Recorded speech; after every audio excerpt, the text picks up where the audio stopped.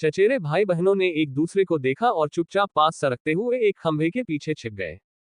और अब उस खंडहर वाली बात के साथ उन्हें लियू की बात सुनाई दी। जैसे कि हाइड्रा ही काफी नहीं था। नीले बालों वाली चचेरी बहन ने बड़ी मुश्किल से अपनी हैरानी को रोका। उसकी सहेली ने एक हाथ से अपना मुंह ढक लिया। लियू कुछ बुदबुदाते हुए और अनमने ढंग से चलता रहा जब तक कि वह काफी दूर नहीं चला गया। बहुत खूब, उनमें से एक ने आह भरी। अब क्या करें? वेई की क्लास के बिना पहले घंटे में हमें ये भी नहीं पता कि हेरोल्ड को कहाँ ढूंढना है। क्या मुझे रेन के पीछे गुफाओं में जाना चाहिए था? लियू बड़बड़ाता रहा। लेकिन साधना कक्षा में सबसे कठिन परीक्षा होती है जिसे याद करना पड़ता है। चचेरे भाइयों ने एक दूसरे को अर्थपूर्ण ढंग से देखा। उनकी त्वचा के नीचे छिपी हुई जंगली प्रवृत्ति उत्सुकता से जागृत हो उठी। चचेरे भाइयों में से एक ने फुसफुसाते हुए कहा, मैं गुफाओं में जा रहा हूं। अगर वे खंडहरों की तलाश कर रहे हैं तो हमें ये जानना होगा कि क्यों। और जब मुझे हेरोल्ड नहीं मिल रहा है तो मैं क्या करूं? तुम सही कह रहे हो, वे की क्लास के बिना वह बाद में ही आएगा। अभी इस लड़के का पीछा करो, वह कुछ दिलचस्प बातें बुदा रहा है, इसलिए उसकी हर बात पर ध्यान रखो।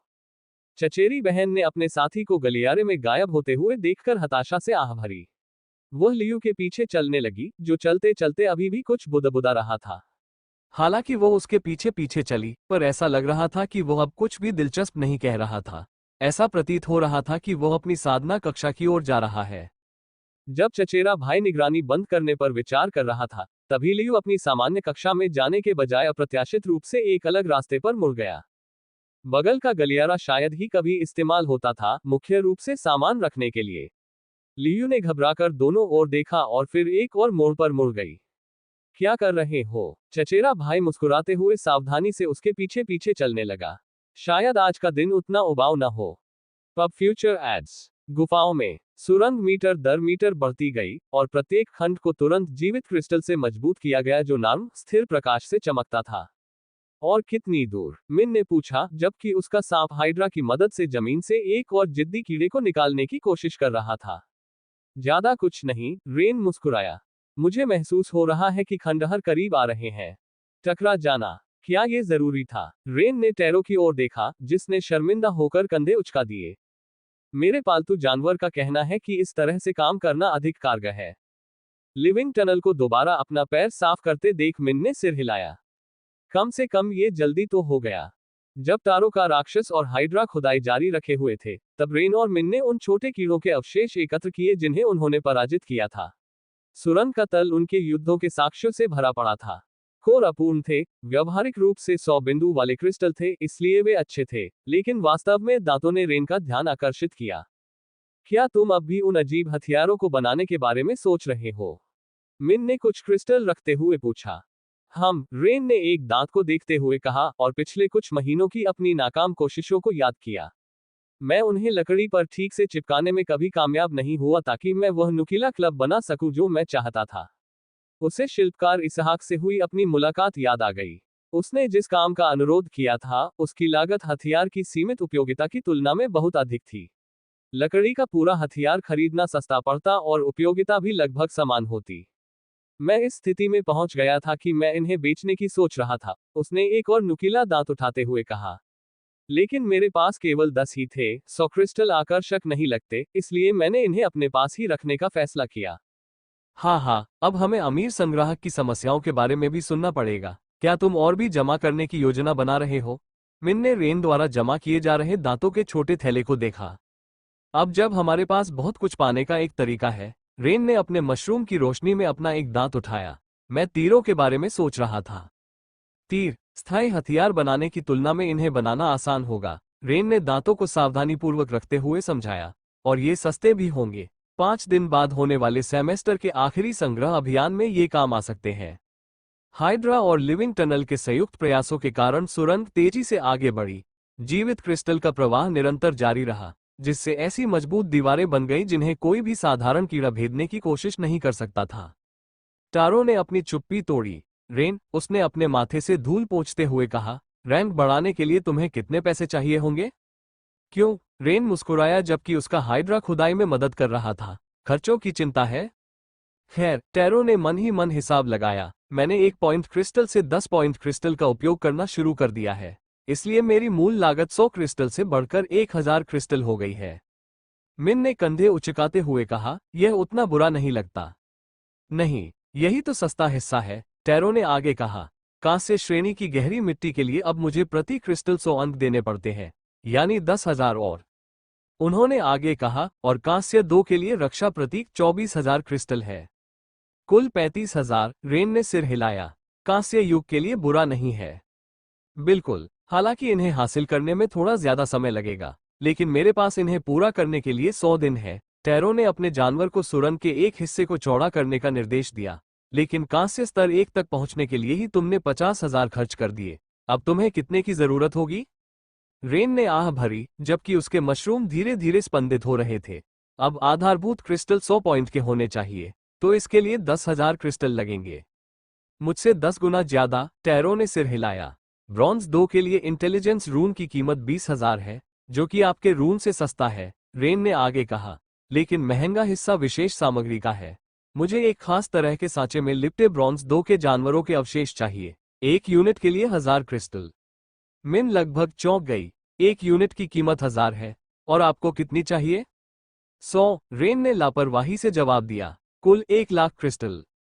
और बात यहीं खत्म नहीं होती। ऊर्जा के रिसाव को महसूस करते हुए और अपनी दिशा बदलते हुए उन्होंने आगे कहा, सामग्रियों को घोलने के लिए कांस्य स्तर के दूसरे कवक यिनों से ही प्राप्त करने होंगे। 3 लाख और 4,30,000। मिन ने हिसाब लगाया। उसका सांप घबराहट से कुंडली मार रहा था। सिर्फ मशरूम के लिए? अच्छा, हाइड्रा भी है। रेन मुस्कुराया, लेकिन यह ज्यादा किफायती है क्योंकि इसमें लोहे से कांस्य 1 तक ही जाना होता है। इसमें टैरो जैसे रक्षा मंत्र और कुछ बुनियादी प्रकाश तत्व सामग्री का उपयोग होता है। कुल लागत में लगभग 20,000 ही जुड़ते हैं। 4,50,000 क्रिस्टल। टैरो ने हैरानी से सिर हिलाया। अब तो उस धनाढ्य व्यक्ति की सारी दौलत चली गई। लेकिन चिंता मत करो, इसके बाद हम तुम्हारी सुरंग का इस्तेमाल अपनी स्थिति सुधारने के लिए करेंगे। रेन ने क्रिस्टलीकृत दीवारों में से एक को छुआ। साथ ही 5 दिनों में होने वाली सभा भी मददगार साबित हो सकती है। अचानक रेन रुक गया। उसके मशरूम थोड़ी देर के लिए फड़कने लगे। क्या हुआ? उसके चेहरे के भाव देखकर तारों ने खुदाई रोक दी। अब मुझे ये और भी स्पष्ट रूप से महसूस हो रहा है। रेन ने आंखें बंद कर ली और ध्यान केंद्रित करते हुए कहा, प्रवेश द्वारों में से एक, ये पास ही है। अचानक रेन रुक गया। उसके मशरूम थोड़ी देर के लिए फड़कने लगे। क्या हुआ? उसके चेहरे के भाव देखकर तारों ने खुदाई रोक दी। अब मुझे ये और भी स्पष्ट रूप से महसूस हो रहा है। रेन ने आंखें बंद कर ली और ध्यान केंद्रित करते हुए कहा, प्रवेश द्वारों में से एक, ये पास ही है। मिन और तारों ने एक दूसरे को देखा जबकि रेन ने अपना हाथ सुरंग की दीवार पर दबाया। उसकी उंगलियां ऐसे पैटर्न बना रही थीं जिन्हें केवल वही महसूस कर सकता था। ऊर्जा रिस रही है, उसने धीरे से कहा। विशाल क्रिस्टलीकृत माना दीवार से होकर, ये अलग है। मैंने पहले कभी ऐसा अनुभव नहीं किया। क्या हमें इसी दिशा में आगे बढ़ना चाहिए? टैरो ने पूछा। उसका लिविंग टनल निर्देशों की प्रतीक्षा कर रहा था। नहीं, रेन ने अपनी आंखें खोली। हमें अपना रास्ता बदलना होगा। लगभग 20 डिग्री बाईं ओर और उसने एक पल के लिए हिसाब लगाया, 5 डिग्री ऊपर की ओर। क्या आप वाकई उस तरफ जाना चाहते हैं? मिन ने घबराते हुए पूछा। उसका सांप उसकी बाह के चारों ओर और कसकर लिपट गया। मुझे प्रवेश द्वार का आभास और भी स्पष्ट रूप से हो रहा है। ऐसा लग रहा है जैसे कोई फुसफुसाकर मुझे बुला रहा हो। मिन को एक बार फिर उपेक्षित महसूस हुआ, लेकिन उसने रेन के खिलाफ बहस नहीं की। टारो ने सिर हिलाया और अपने जानवर को नई दिशा में खुदाई शुरू करने का निर्देश दिया। रेन का हाइड्रा भी इस काम में शामिल हो गया। उसके क्रिस्टलीय पंजे नए जोश के साथ कठोर मिट्टी को चीरते हुए आगे बढ़ने लगे। अच्छा, कम से कम जो कुछ भी वहां है, मिन ने आखिरी दांत उठाते हुए बुदबुदाया, अगर वह माना कि दीवार के पीछे सुरक्षित है, तो वह महत्वपूर्ण ही होगा। रेन मुस्कुराया और उस अजीब ऊर्जा को और भी प्रबल होते हुए महसूस किया। हमें जल्द ही पता चल जाएगा। लूना की चचेरी बहन ने जब लियू को लौह श्रेणी के छात्रों के लिए बने खाद्य भंडार में प्रवेश करते देखा तो उसने भौहें चढ़ा लीं। उस जगह का शायद ही कभी इस्तेमाल होता था। ज्यादातर छात्रों को उसके अस्तित्व में कोई दिलचस्पी नहीं थी। शायद कभी कभार कोई प्रेमी जोड़ा दिख जाए। कोई यहाँ अकेला क्यों आएगा? वो चुपचाप उसके पीछे पीछे सरकते हुए सोचने लगी। जैसे जैसे वे नीचे उतरते गए, हवा ठंडी होती गई। लियू लगातार पीछे मुड़कर देखता रहा, मानो उसे किसी के पीछा करने का डर हो। चचेरी बहन ने पुरानी डिब्बों की छाया का सहारा लेते हुए दूरी बनाए रखी। इस सब में कुछ बहुत ही अजीब था। और वो ये पता लगाने के लिए दृढ़ संकल्पित थी कि वह क्या था। दूसरे चचेरे भाई ने खदानों तक पहुंचकर अपना नाम दर्ज करा लिया था। लकी मशरूम का समूह गार्ड ने समय याद करने के लिए अपनी रजिस्टर में देखा, लगभग 10 मिनट पहले पहुंचे थे। लूना की चचेरी बहन ने सिर हिलाया और अपनी प्रविष्टि पर हस्ताक्षर करते समय चेहरे पर कोई भाव नहीं आने दिया। सैद्धांतिक रूप से 10 मिनट ज्यादा समय नहीं था। अगर उन्हें पहले 100 मीटर तक ही सीमित रखा जाता, जैसा कि सभी प्रथम वर्ष के छात्रों के साथ होता है, तो वे आसानी से बाकी छात्रों से आगे निकल सकते थे। लेकिन पहले स्तर की सभी मुख्य सुरंगों की तलाशी लेने के बाद उसे ये स्वीकार करना पड़ा कि वो गलत थी। उनका कहीं कोई निशान नहीं मिला। वो एक चौराहे पर रुक गई और अपने विकल्पों पर विचार करने लगी। सुबह सुबह सुरंगें शांत थीं। वे कहाँ गए होंगे? उसने चट्टानों की दीवारों को देखते हुए सोचा, और फिर उसके मन में एक विचार आया। उसका पशु खनिजों का विशेषज्ञ था। यदि टैरो की जीवित सुरंग जीवित क्रिस्टल बनाने की अपनी विशेष क्षमता का उपयोग कर रही होती, तो वह एक विशिष्ट खनिज ऊर्जा चिन्ह छोड़ देती, और चूंकि उस प्रकार का क्रिस्टल प्राकृतिक रूप से केवल 300 मीटर नीचे ही पाया जाता था। अपने भीतरी राक्षस को प्रकट करते समय उसके होठों पर एक मुस्कान आ गई, इस बात का ध्यान रखते हुए कि कोई उसे देख न ले। कम गहराई में उस क्रिस्टल का कोई भी उपयोग उनके लिए एक उज्ज्वल संकेत की तरह होगा। लोहे की श्रेणी के छात्रों के खाद्य भंडारण में गोदाम की सीढ़ियों पर कदमों की आहट सुनकर जासूस मन ही मन कोसने लगा। उसने एक खास तरीके से मुट्ठी जमीन पर पटकी, 3 तेज वार, फिर रुकना और फिर 2 धीमे वार।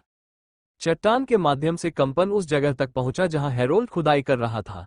उसके तिल ने सबसे पहले उन्हें महसूस किया और उसे तुरंत सतर्क कर दिया। उसके लंबे एंटीना वाले कनखजूरे ने भी इस पैटर्न की पुष्टि की, जो एक अनियोजित घुसपैठ थी। हैरोल्ड ने तुरंत खुदाई रोक दी और अपनी किस्मत को कोसने लगा। उसकी निराशा को भांपते हुए उसके जानवर तनावग्रस्त हो गए। ठीक उसी समय जब उन्होंने कार्रवाई करने का फैसला किया था, वो अपने द्वारा बनाई गई 50 मीटर लंबी सुरंग पर चढ़ गया। दूसरे जासूस द्वारा बनाई गई सुरंग के नर्म, लचीले आवरण के पास पहुंचा और उस पर अपना हाथ दबाया। लियू कम धूल वाले बक्सों में से एक तक पहुंच गया था, खुद से कुछ बुदबुदाते हुए, जबकि उसका बल्ला उससे अलग होकर भंडारगृह के अंधेरे में चला गया। तुम्हें ये पसंद है ना? लियू ने डिब्बा खोलते हुए अपने साथी से कहा। तुम कमरे में अंधेरे का आनंद कभी नहीं ले सकते क्योंकि रेन के पास हमेशा वो चमकते हुए मशरूम होते हैं। कम से कम यहाँ तुम क्लास से पहले थोड़ा आराम कर सकते हो। प्रवेश द्वार पर तैनात जासूस उस चमगादड़ को पास से गुजरते देख सतर्क हो गया। वो जीव काफी बड़ा था, लगभग 1 मीटर ऊंचा। अगर वो अपने सोनार का इस्तेमाल करने का फैसला करता तो धत तेरे की, उसने मन ही मन सोचा और पूरी तरह स्थिर रहा। हैरोल्ड प्रवेश द्वार के दूसरी ओर सुरंग के अंदर जानकारी का इंतजार कर रहा था। दूसरी ओर से उसके साथी ने कोमल थपथपाहट की एक श्रृंखला के साथ प्रतिक्रिया दी। उसकी उंगलियां यिनो की मौन भाषा में हिल रही थीं, जो हैरोल्ड की हथेली में महत्वपूर्ण जानकारी पहुंचा रही थी। छात्र, अज्ञात, उड़ने वाला जानवर। हैरोल्ड की उंगलियों ने तुरंत प्रतिक्रिया दी। धमकी? तुरंत जवाब आया। चमगादड़, बड़ा, सोनार। एक भी प्रतिध्वनि, स्थान, तरंग और सब कुछ नष्ट हो जाता। इसके कान लगातार हिलते रहते थे, हर छोटी से छोटी आवाज को पकड़ लेते थे। जासूस की उंगलियों ने तेजी से संदेश भेजा। रेन का जिक्र है, रूममेट। हैरोल्ड का खून जम गया। मशरूम वाले लड़के का रूममेट, वही जिसने हाल ही में इतना हंगामा मचा रखा था। उंगलियों ने एक और जरूरी संदेश भेजा। जानवर बहुत करीब है। हैरोल्ड ने दांत पीस लिए। अगर चमगादड़ ने उन्हें देख लिया तो उन्हें लड़के को चुप कराना पड़ेगा। वे ऐसा बिल्कुल नहीं चाहते थे। एक लापता छात्र बहुत ज्यादा ध्यान आकर्षित कर सकता था। छात्र बोलता रहा, मानो उसे अपने ऊपर मंडरा रहे खतरे का जरा भी अंदाजा न हो। लूना की चचेरी बहन उत्सुकता से देख रही थी, जबकि लियू नए बक्सों में खोजबीन कर रही थी। इतने रहस्य और संदिग्ध व्यवहार के बाद उसने जो निकाला वो था खाना। अरे ये रहे। लियू ने मुरब्बों से भरी एक सूखी पत्ती को हाथ में पकड़े हुए मुस्कुराते हुए कहा, इन्हें पिछले सेमेस्टर के बाद से दोबारा नहीं लाया गया है। ये एक अजीब सा स्वाद है जिसकी वजह से मेरे दोस्त मुझसे दूर हो गए। उसने अचार खोलते हुए बुदबुदाया। बचपन से मैंने इन्हें नहीं खाया है। पिछले सेमेस्टर में इनकी याद आ गई और मुझे बहुत बुरा लगा क्योंकि इन्हें परोसना बंद कर दिया गया था। लेकिन कुछ दिन पहले जब मैं सजा के गोदाम में राशन ले जा रही एक गाड़ी के पास से गुजरा और मुझे इनकी खुशबू आई। खुले हुए डिब्बे से आ रही दुर्गंध से चचेरे भाई को उल्टी आने लगी। ये किण्वित सब्जियों और किसी ऐसी चीज का मिश्रण था जिसे किण्वित नहीं किया जाना चाहिए था। मुझे समझ नहीं आता कि हर कोई इससे नफरत क्यों करता है। लियो मुस्कुराया, मानो बदबू से उसे कोई फर्क ही न पड़ रहा हो। हालांकि उन्हें इसकी गंध पसंद नहीं आती। उसकी मुस्कान फीकी पड़ गई। शायद अब मुझे अपनी सांसों की बदबू के बारे में सोचना चाहिए। चचेरी बहन को अविश्वास भरी हंसी को रोकना पड़ा। ये सब छिपकर और संदिग्ध व्यवहार किसी ऐसे बदबूदार खाने के लिए था जिसे कोई पसंद नहीं करता। उसने बेवजह ही चिंता की थी। लियू ने उंगलियां चटकाई। सूखी जड़ी बूटियां। पीछे तेल के डिब्बों के पास कुछ डिब्बे रखे हैं। ये स्वाद में बिल्कुल भी अच्छी नहीं है, लेकिन अगर इन्हें चबाया जाए तो ये बदबू दूर करने में एकदम कारगर है। लियू भंडारगृह के पिछले हिस्से की ओर चलने लगा, सीधे उस पुराने बैरल फर्नीचर की ओर जिसे महीनों से किसी ने नहीं हिलाया था। लियू को इस बात का डर था कि उसके मुंह में रह जाने वाली गंध के कारण वो फिर से अपने दोस्तों को खो देगा। लियू ने उंगलियां चटकाई। सूखी जड़ी बूटियां। पीछे तेल के डिब्बों के पास कुछ डिब्बे रखे हैं। ये स्वाद में बिल्कुल भी अच्छी नहीं है, लेकिन अगर इन्हें चबाया जाए तो ये बदबू दूर करने में एकदम कारगर है। लियू भंडारगृह के पिछले हिस्से की ओर चलने लगा, सीधे उस पुराने बैरल फर्नीचर की ओर जिसे महीनों से किसी ने नहीं हिलाया था। वो बस जड़ी बूटियां ढूंढ रहा है, चचेरे भाई ने सोचा। उसके विचारों में तब खलल पड़ा जब उसने बैरल के पास अंधेरे में कुछ अजीब देखा। क्या यह उसका भ्रम था, या वास्तव में कुछ हिल गया था? लियू लगातार आगे बढ़ता रहा, अपने बदबूदार अचार को खुशी खुशी चबाता रहा जबकि उसका बल्ला उसके सिर पर आराम से टिका हुआ था। उसे इस बात का बिल्कुल भी अंदाजा नहीं था कि वो सीधे। चचेरी बहन ने अपनी आंखें सिकोड़ ली, ये समझने की कोशिश करते हुए कि उसने क्या देखा था। एक पल के लिए उसे लगा मानो उसने अंधेरे में आंखों की चमक देखी हो। लूना के कमरे में वेई की कक्षा के अनुपस्थित रहने से सुबह का समय असामान्य रूप से शांत था। मायो मधुर स्वर में गुनगुनाते हुए कुशलता से लूना के बालों में कंघी कर रही थी और लूना के पसंदीदा हेयर स्टाइल को बनाने में समय ले रही थी, जिसे बनाने में उसे आमतौर पर जल्दी करनी पड़ती थी। मैटिल्डा चुपचाप और कुशलता से कमरे में इधर उधर घूम रही थी, कल के पायजामे को तह कर रही थी और बाद की कक्षाओं के लिए प्रशिक्षण वर्दी को व्यवस्थित कर रही थी। लूना का परछाई वाला भेड़िया एक कोने में आलस से ऊँघ रहा था और शांत वातावरण का आनंद ले रहा था। हमें रेन का शुक्रिया अदा करना चाहिए। मुझे लगता है कि वेई की बेइज्जती के बाद हमें ऐसी कई सुबहें मिलेंगी। मायो ने बालों की एक लट गूंथते हुए कहा। मैं उसे गुलाबों का गुलदस्ता भेज सकती हूँ, साथ में एक नोट भी जिसमें लिखा हो, एक सुकून भरी सुबह के लिए धन्यवाद, प्यार के साथ, लूना। लूना ने अपनी आंखें घुमाई और जवाब देने ही वाली थी कि दरवाजे पर 3 बार जोर से दस्तक हुई। लड़कियों ने एक दूसरे की ओर देखा और प्रोटोकॉल का पालन करते हुए मैटिल्डा ने दरवाजा खोला तो उसे 2 नए छात्र दिखाई दिए। उनके चेहरों पर दिखने वाली सामान्य औपचारिकता की जगह अब एक तरह की अर्जेंसी, अत्यावश्यकता झलक रही थी। अपनी जरूरत की हर चीज खरीदें और देखें, अपनी जरूरत की हर चीज खरीदें। एलीएक्सप्रेस ऐप खोलें, अपनी जरूरत की हर चीज खरीदें और देखें। अपनी जरूरत की हर चीज खरीदें। एलीएक्सप्रेस ऐप खोलें। लूना ने तुरंत बदलाव को महसूस किया। मटिल्डा, दरवाजा बंद करो। नए आने वालों ने दरवाजा पूरी तरह बंद होने का भी इंतजार नहीं किया। भूमिगत 2 ऊर्जा विसंगतियां। पहली सूचना बिना किसी भूमिका के दी गई। हमारे साथी, जिनके पास तीव्र संवेदनशीलता वाले जीव हैं, ने उन्हें 1 मिनट पहले पता लगाया। स्कूल के नीचे कुछ हो रहा है। और बात यहीं खत्म नहीं होती, दूसरे ने आगे कहा। आपके चचेरे भाइयों की देखभाल के लिए नियुक्त 4 कर्मचारियों ने एक संदेश भेजा है। उन्हें लगता है कि उनकी जासूसी के खेल वाली हरकतों की वजह से वे फिर से खतरे में पड़ सकते हैं। लूना का भेड़िया उसकी परछाई में प्रवेश कर गया और उसकी चिंता का जवाब देते हुए बोला, कौन सा खेल? वे फिर से निगरानी के लिए निकले, जल्दी और बिना किसी की नजर में आए भाग निकले। हमेशा की तरह ये सुरक्षित लग रहा था, इसलिए हमारी टीम ने दूर से उनका पीछा किया, लेकिन जाहिर तौर पर उनमें से एक ने मशरूम वाले लड़के का पीछा करने का फैसला किया, पहले एजेंट ने जवाब दिया। लेकिन लड़का आज फिर गुफाओं में गया। ऊर्जा संबंधी विसंगतियां, वे बहुत बड़ी हैं। ऐसी विसंगतियां अकादमी के नीचे मौजूद नहीं होनी चाहिए। हमें मिलकर काम करना होगा, दूसरे एजेंट ने लूना की ओर अर्थपूर्ण ढंग से देखते हुए कहा। जब एजेंटों ने बच्चों की कक्षा में घुसपैठ की तो जूलियस एक मजबूत टीम नहीं बना सका, क्योंकि उम्र का बच्चों की साधना के दौरान प्राप्त होने वाले पद पर बहुत प्रभाव पड़ता था। व्यक्तिगत रूप से वे मुश्किल से कांस्य रैंक 1 और 2 तक ही पहुंच पाए। लूना को गोल्ड रैंक एक एजेंट के साथ हुई घटना स्पष्ट रूप से याद थी।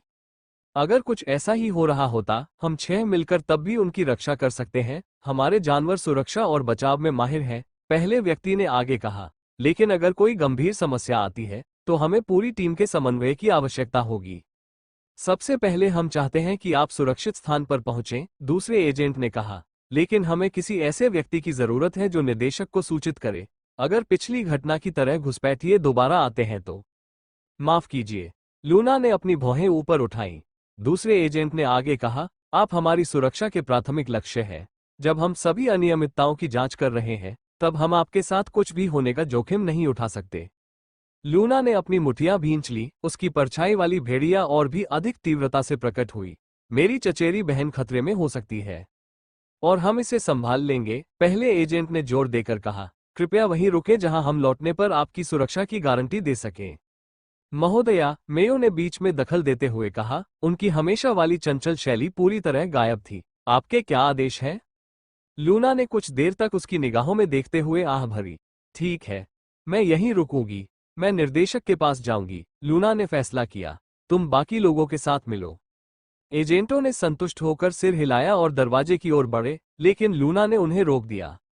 और लड़कियों, उसकी आवाज ठंडी पड़ गई, अगर तुम्हें मेरी चचेरी बहन मिल जाए तो ये सुनिश्चित करना कि वह सुरक्षित वापस आ जाए। उन छात्रों ने एक दूसरे की ओर देखा और फिर सिर हिलाया। जब वे रवाना हुए तो मायो और मटिल्डा पहले से ही तैयार थे। उनके भीतर के जानवर आंशिक रूप से प्रकट हो चुके थे। क्या तुम्हें लगता है कि यह कोई और घुसपैठिया है? माटिल्डा ने पूछा जब वे लूना के पीछे पीछे गलियारे में जा रहे थे। मुझे नहीं पता, लूना ने मुट्ठी भींचते हुए कहा, लेकिन अगर कोई मेरे चचेरे भाई को चोट पहुंचाता है तो उन्हें पता चल जाएगा कि स्वर्ण श्रेणी के प्रथम श्रेणी के जानवर से भी बदतर चीजें होती हैं। मायो और मटिल्डा लूना के चेहरे के उस भाव को बहुत अच्छी तरह जानती थी। मेरी मालकिन, मटिल्डा ने कहना शुरू किया। मायो, लूना ने बीच में ही टोकते हुए कहा, जबकि उसका भेड़िया धीरे धीरे परछाइयों में विलीन होने लगा था। निर्देशक के पास जाओ, उन्हें स्थिति की जानकारी दो। और आप? मेयो ने पूछा, हालांकि उसे पहले से ही जवाब पता था। जब परछाइयां लूना को घेरने लगी तो वह मुस्कुराई। मैं अपने चचेरे भाई को ढूंढकर रहूंगी, और कोई मुझे यह न बताए कि मैं किसकी रक्षा कर सकती हूँ। इससे पहले कि वे विरोध कर पाते, लूना अंधेरे में गायब हो गई, केवल उसके अंतिम शब्दों की गूंज ही रह गई। रुको, रेन ने हाथ उठाया जब सुरंग अचानक एक क्रिस्टलीय दीवार के सामने आकर रुक गई जो अजीब ऊर्जा से चमक रही थी। ये यही है। टारो की लिविंग टनल रुक गई। नए अवरोध का आकलन करते हुए उसके खंड स्पंदित हो रहे थे। रेन के हाइड्रा ने सतह को सूंघा, उसकी क्रिस्टलीय परतें पदार्थ के साथ हल्की प्रतिध्वनि उत्पन्न कर रही थी। क्या ये मिन दीवार का बेहतर निरीक्षण करने के लिए पास आए? क्या ये माना क्रिस्टल अवरोध है? हाँ, रेन ने अपनी उंगलियां सतह पर फिराई। लेकिन इसे देखो। उसके मशरूम स्पंदित हो रहे थे और क्रिस्टल में मौजूद एक अनियमितता की ओर इशारा कर रहे थे, जो एक ठोस, अभेद्य दीवार प्रतीत हो रही थी। उसमें एक दरार थी, जो उनकी सुरंग को ढकने वाले जीवंत क्रिस्टल प्रकाश के नीचे मुश्किल से दिखाई दे रही थी। उन्होंने अपने जानवरों का इस्तेमाल किया और उसके चारों ओर खुदाई शुरू कर दी, जब तक कि उन्हें आखिरकार प्रवेश द्वार नहीं मिल गया। ये छोटा है, टैरो ने खुले हिस्से का निरीक्षण करते हुए कहा, बहुत छोटा। हमें उन जानवरों को वापस भेजना होगा। रेन ने अपने हाइड्रा को अपने शरीर में समाहित करते हुए कहा, उन्हें आगे ले जाने का यही एकमात्र तरीका है। रेन ने सबसे पहले कोशिश की। अपने द्वारा बनाई गई छोटी छोटी गुप्त सुरंगों में घूमने का आदी होने के कारण उसके लिए यह मुश्किल नहीं था। मिन ने उसका पीछा किया, हालांकि उसे थोड़ा झुककर निकलना पड़ा। उसका सांप दिखाई देता रहा, लंबा होने के बावजूद मोटा न होने के कारण वो दरार से आसानी से निकल गया। टारो आशंका के साथ उस खुले स्थान को देखता रहा। इसे ध्यान से देखने के बाद उसने कहा, मैं इसमें फिट नहीं हो पाऊंगा, मैं तो अधिक मजबूत हूं। रेन ने सबसे पहले कोशिश की। अपने द्वारा बनाई गई छोटी छोटी गुप्त सुरंगों से गुजरने का आदी होने के कारण उसके लिए उनमें से निकल जाना मुश्किल नहीं था। मिन ने उसका पीछा किया, हालांकि उसे थोड़ा झुककर निकलना पड़ा। उसका सांप दिखाई देता रहा, लंबा होने के बावजूद मोटा नहीं था, इसलिए वह दरार से आसानी से निकल गया और अजीब रोशनी में उसकी खाल चमक रही थी। टारो आशंका के साथ उस खुले स्थान को देखता रहा। इसे ध्यान से देखने के बाद उसने कहा, मैं इसमें फिट नहीं हो पाऊंगा, मैं तो अधिक मजबूत हूं। उसने कंधा घुसाने की कोशिश की, लेकिन उसकी चौड़ी पीठ के कारण रास्ता बंद हो गया। कई असफल प्रयासों के बाद रेन हंसने लगा। इसमें इतनी हंसी की क्या बात है? टैरो गुर्राया, अभी भी बीच में फंसा हुआ था। मुझे यहाँ कुछ भी खतरनाक नहीं लग रहा। कवच को निष्क्रिय कर दो, रेन ने हंसते हुए सुझाव दिया। तुम्हारा भरिंग तुम्हारे शरीर में है, इसलिए वह निकल सकता है, लेकिन तुम्हें उसके सभी लक्षण प्रकट रखने की आवश्यकता नहीं है। टारो आश्चर्य से पलकें झपकाईं और फिर शर्मा गया। उसकी पीठ पर मौजूद कवच गायब हो गया और सचमुच वो बिना किसी और परेशानी के दरार से फिसलकर निकल गया। वो बहाना बनाने ही वाला था और कहने ही वाला था कि यह डर नहीं था, लेकिन जब उसने दूसरी तरफ उनका इंतजार कर रहे दृश्य को देखा तो उसके शब्द गले में ही अटक गए।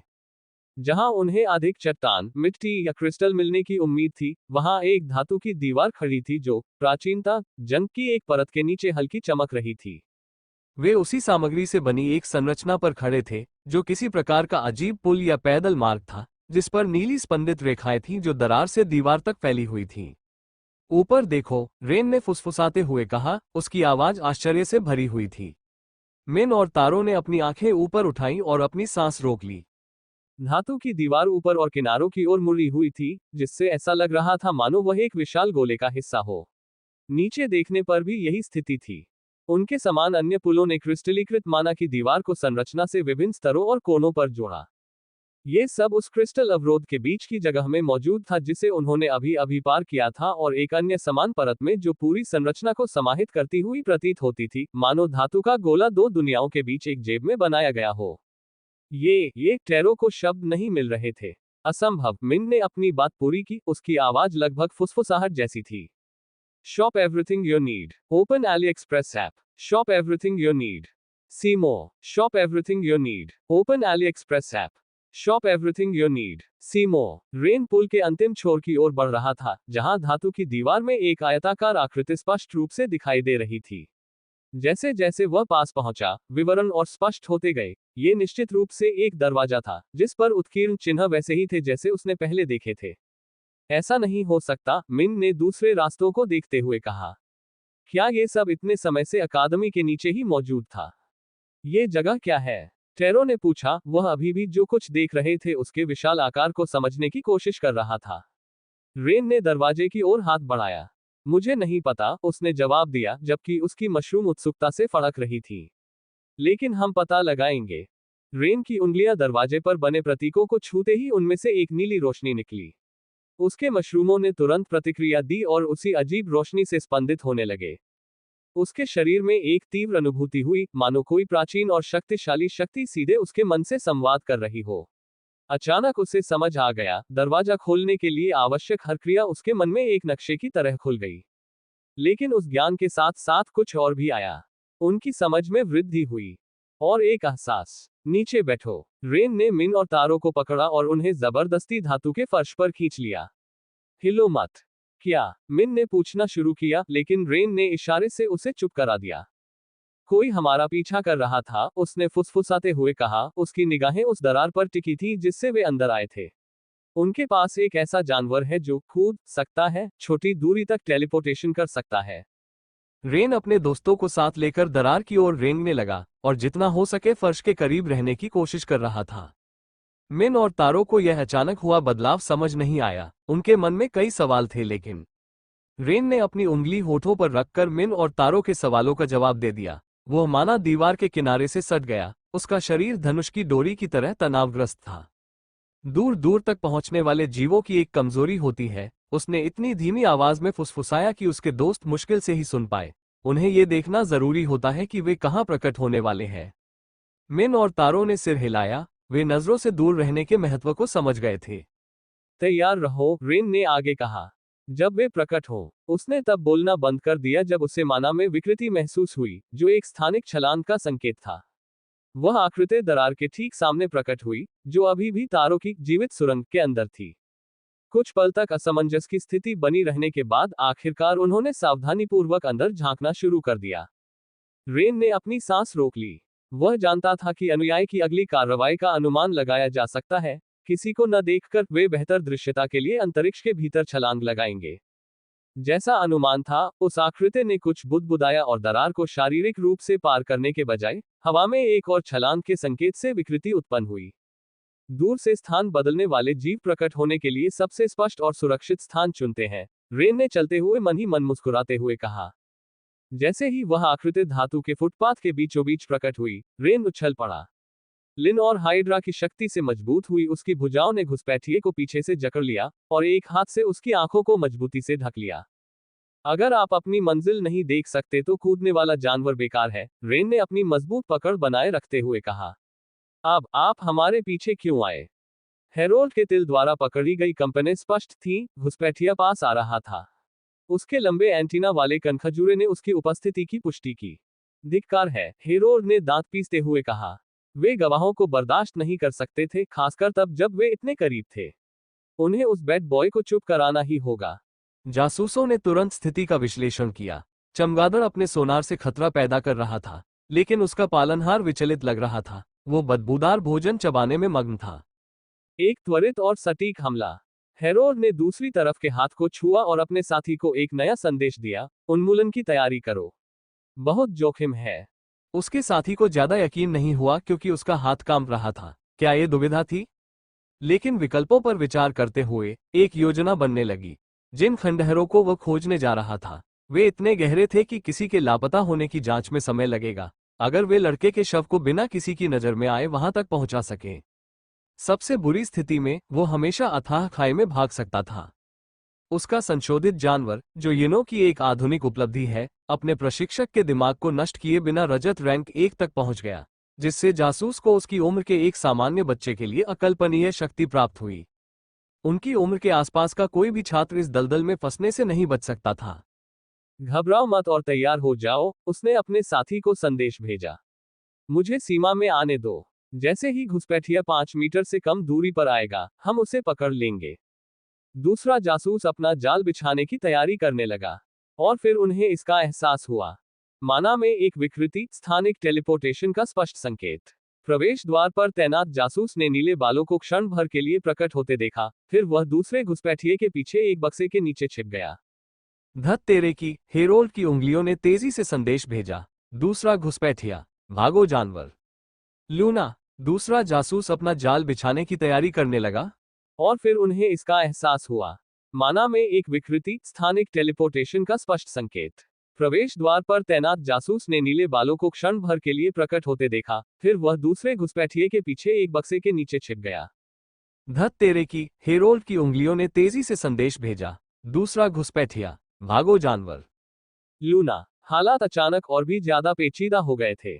एक विचलित छात्र को संभालना एक बात थी, लेकिन एक टेलीपोर्टेशन करने वाला राक्षस। ऐसे राक्षस दुर्लभ होते हैं और आमतौर पर मुसीबत का संकेत देते हैं।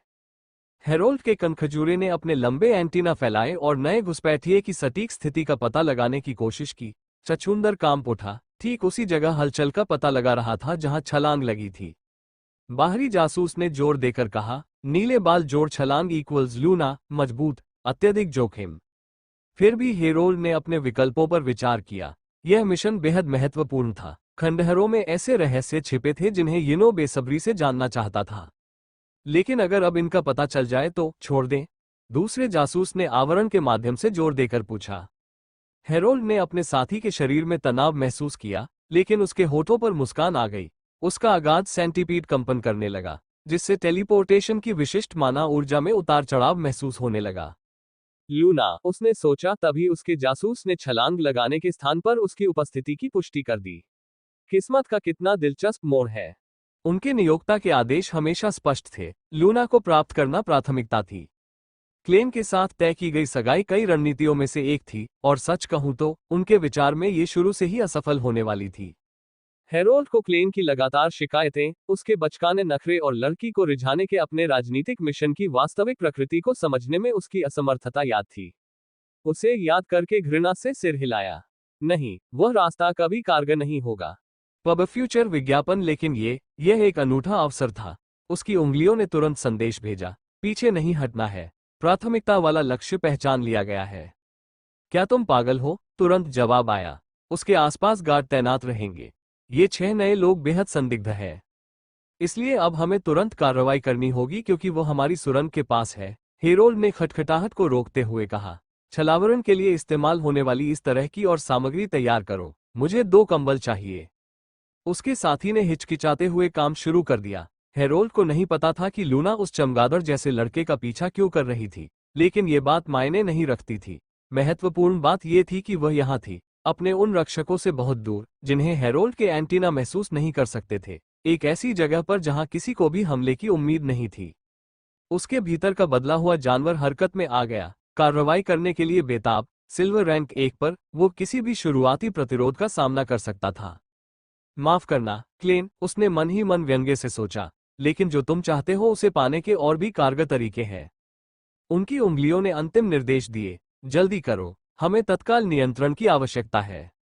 हाँ, ये जोखिम भरा था। नए छात्र शायद ज्यादा दूर नहीं थे, लेकिन अगर उन्होंने समय रहते कार्रवाई की होती तो इनाम इतना बड़ा था कि कोई भी जोखिम उठाना जायज था। जो भी लूना को उनके हवाले करता, उसे वे दिल खोलकर इनाम देते, खासकर अगर वह अकादमी के नीचे स्थित खंडहरों के बारे में जानकारी लेकर आती। हेरोल्ड ने अंधेरे में मुस्कुराया। लूना को जरा भी अंदाजा नहीं था कि वह सीधे एक जाल में फंसने जा रही है। तैयारी करते समय उसने सोचा, कभी कभी किस्मत हमें ठीक वही दे देती है जिसकी हमें जरूरत होती है। हेरोल्ड ने दीवार पर लगे कवर के माध्यम से संदेश भेजा। सामान तैयार होते ही थोड़ी देर के लिए दरवाजा खोल देना। मैं लूना को संभाल लूंगा, तुम घुसपैठिए को संभालो, काम खत्म होने पर इशारा कर देना। पहला कवर जल्दी ही तैयार हो गया। दूसरे दल के गठन के दौरान तनाव स्पष्ट रूप से महसूस किया जा रहा था। जासूस संयमित लेकिन जल्दबाजी में काम कर रहा था। योजना से स्पष्ट रूप से असहज था लेकिन आदेशों का पालन कर रहा था। दूसरा भाग अभी आधा ही पूरा हुआ था कि शक्ति की एक चमक। लूना भी पास ही प्रकट हो गई थी, बहुत करीब। वो ठीक उनकी दिशा में देख रही थी। धत तेरे की! हेरोल्ड ने संकेत का या अपने साथी के बोलने का इंतजार नहीं किया। उसका शरीर तुरंत बदल गया। उसका रूपांतरित पशु अपने चरम पर पहुंच गया। कनखजूरे के एंटीना फैल गए और हवा में मौजूद हर ऊर्जा के उतार चढ़ाव को पकड़ लिया। अब उसने अपने साथी से चिल्लाकर कहा, तुम पहले चमगादड़ को पकड़ो। सब कुछ पल भर में हो गया। पब फ्यूचर एड्स। लूना ने खतरे को तुरंत भांप लिया। जैसे ही उसने भागने की कोशिश की, हवा में एक खास तरह का बदलाव आया, जो किसी अंतरिक्षीय छलांग का संकेत था। लेकिन हेरोल्ड की संवेदनशीलता असाधारण थी। माना में होने वाले उतार चढ़ाव उसे इतने स्पष्ट रूप से दिखाई देते थे कि वो ठीक ठीक भविष्यवाणी कर सकता था कि यह उछाल कहाँ दिखाई देगा। यह अंतरिक्ष में एक त्रि-आयामी माना मानचित्र देखने जैसा था, और केवल एक बिंदु ही तेजी से चमक रहा था। हेरोल्ड के कई लंबे पैरों और उसकी गति में 200% की वृद्धि के साथ तीव्र आवेग उसे प्रकट होने के बिंदु तक ले गया। लड़की की आकृति पूरी तरह से साकार होने के ठीक बाद हेरोल्ड पहले से ही वहां मौजूद था। उसके साथी द्वारा बनाया गया आवरण एक जीवित जाल की तरह फैल गया, जिसने लूना को इस तरह से घेर लिया कि उसकी आंखों को दोबारा प्रकट होने का समय ही नहीं मिला। कवर के अंदर हेरोल्ड को ऊर्जा का संचय महसूस हुआ। वो रूपांतर का उपयोग करने की कोशिश कर रही थी। उसके कनखजूरे जैसे एंटीना ने तुरंत ही इरादे को भांप लिया। बारीकियों के लिए समय नहीं था। हमला तेज और सटीक था। लूना आवरण के अंदर ही ढह गई, ऊर्जा धुंध की तरह अंदर ही घुल गई। दूसरे को भी सुरक्षित करो, हेरोल्ड ने यह सुनिश्चित करते हुए आदेश दिया कि उसका कैदी वास्तव में बेहोश है। उसके कनखजूरे जैसे एंटीना फैले हुए थे, जो इलाके पर नजर रख रहे थे। अगर नए छात्र आसपास होते तो उन्हें तुरंत कार्रवाई करनी पड़ती, लेकिन फिलहाल उनके पास लूना थी। दूसरा जासूस अभी दूसरी आड़ पूरी ही कर रहा था कि लियो के बल्ले से सोनार तरंग निकली। तरंगे अंतरिक्ष में फैल गईं और छिपे हुए लोगों का पता चल गया। इसके बाद लियो का अपने भीतरी पशु स्वरूप के साथ विलय लगभग पल भर में हो गया। उसके हाथों पर चमगादड़ के पंख प्रकट हो गए, जबकि उसका दिमाग सोनार की जानकारी को संसाधित कर रहा था। 2 हमलावर, एक लिपटा हुआ शरीर। वो गोदाम के अंधेरे में तेजी से उठा। उसका बल्ला उसे पूर्ण सटीकता के साथ रास्ता दिखा रहा था। वह भाग रहा है, हेरोल्ड चिल्लाया, अभी भी अपने बेहोश कैदी को पकड़े हुए था। दूसरे जासूस ने नवनिर्मित आवरण फेंका, लेकिन लियो पहले ही ऊंची छत के करीब पहुंच चुका था। धत तेरे की! हेरोल्ड ने दांत पीसते हुए कहा, अगर लड़का प्रवेश द्वार तक पहुंच गया तो पूरा ऑपरेशन गड़बड़ा जाएगा। उसे पकड़ना ही होगा। लेकिन लियो हवा में ही रुक गया। उसके बल्ले ने कुछ और ही महसूस किया था। अपहृत लड़की नहीं, उसने फुसफुसाते हुए कहा और फिर अपना फैसला सुनाया। प्रवेश द्वार की ओर भागने के बजाय लियो सीधे हेरोल्ड की ओर झपटा। रेन के सबक याद करते हुए उसकी आंखों में दृढ़ संकल्प की चमक थी। सोनार सिर्फ पता लगाने के लिए नहीं होता, उसके दोस्त ने उससे कहा था। सही दूरी पर और सटीक रूप से इस्तेमाल करने पर यह दुश्मन को भ्रमित कर सकता है, उसे अचेत कर सकता है। लियो की चीख ऐसी थी जैसी हेरोल्ड ने पहले कभी नहीं सुनी थी। जानवर द्वारा प्रवर्धित और केंद्रित की गई ध्वनि तरंगों ने उसके तंत्रिका तंत्र पर हथौड़े की तरह प्रहार किया। हेरोल्ड के जानवर की बढ़ी हुई संवेदन क्षमता के विरुद्ध ये बहुत प्रभावी था। दोस्तों, अगर आपको यह कहानी पसंद आई है तो इसकी आगे की कड़ियां हमारे टेलीग्राम चैनल पर सुन सकते हैं। गोल्डन मेंबरशिप सिर्फ ₹149 में इस कहानी के अगले 100 एपिसोड का आनंद लें। अगर आप इस कहानी के सभी एपिसोड सुनना चाहते हैं तो सिर्फ रुपये 299 में इस पूरी कहानी का पूरा एक्सेस प्राप्त करें। टेलीग्राम लिंक और गोल्डन मेंबरशिप की जानकारी आपको डिस्क्रिप्शन और पिन किए गए कमेंट में मिल जाएगी। आपके प्यार और सहयोग के लिए दिल से धन्यवाद।